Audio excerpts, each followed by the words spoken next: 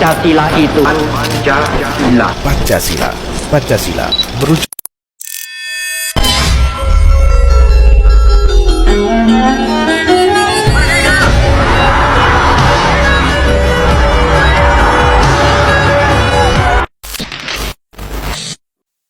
Halo teman-teman, perkenalkan nama aku Aja Nusa Fitri dengan NIM 857270363 dari Prodi PGSD.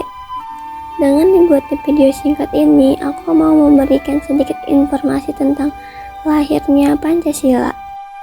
Selamat menonton. Lahirnya Pancasila tidak terjadi secara instan, melainkan melalui proses panjang di akhir masa penjajahan Jepang. Pada 1 Maret 1945, Jepang membentuk BPUPKI yang diresmikan pada tanggal 29 April 1945 untuk mempersiapkan kemerdekaan Indonesia, termasuk merumuskan dasar negara. Sidang pertama BPUPKI berlangsung dari 29 Mei hingga 1 Juni 1945. Tiga tokoh penting Muhammad Yamin, Supomo, dan Soekarno mengusulkan dasar negara pada 1 Juni 1945.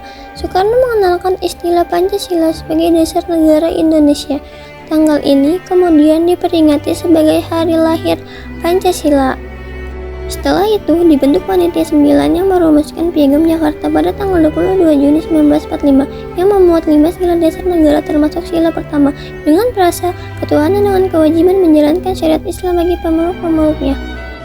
Pada tanggal 17 Agustus 1945 BPUPKI dibubarkan dan diganti dengan PPKI. Setelah kemerdekaan diproklamasikan pada tanggal 17 Agustus 1945, PPKI bersidang pada tanggal 18 Agustus dan menetapkan 3 hal. 1. Menetapkan UUD Negara Republik Indonesia tahun 1945. 2. Memilih presiden dan wakil presiden yaitu Insinyur Soekarno dan Muhammad Hatta. 3. Membentuk sebuah komite nasional untuk membantu presiden. Dalam sidang tersebut, sila pertama diubah menjadi ketuhanan yang Maha Esa demi persatuan bangsa. Salah satu nilai Pancasila yang sangat tercermin dari proses ini adalah persatuan. Bayangkan di tengah perbedaan agama, suku, dan pandangan politik, para pendiri bangsa bisa duduk bersama, diskusi, dan menyepakati sebuah dasar yang mengikat kita di sini hingga hari ini. Bagi saya pribadi, ada satu pelajaran penting dari sejarah ini, bahwa persatuan bukanlah sesuatu yang datang dengan sendirinya. Ia adalah hasil dari dialog, toleransi, dan semangat gotong royong. Nilai-nilai inilah yang masih sangat relevan bagi kita generasi muda. Di tengah tantangan zaman melek media sosial hingga perbedaan pendapat, kita perlu pelajari dari para pendiri bangsa bahwa keberagaman bukanlah penghalang melainkan kekuatan. Jadi, mari kita jaga Pancasila bukan hanya sebagai simbol, tetapi sebagai pedoman hidup yang nyata. Sekian tugas 1 video saya. Terima kasih.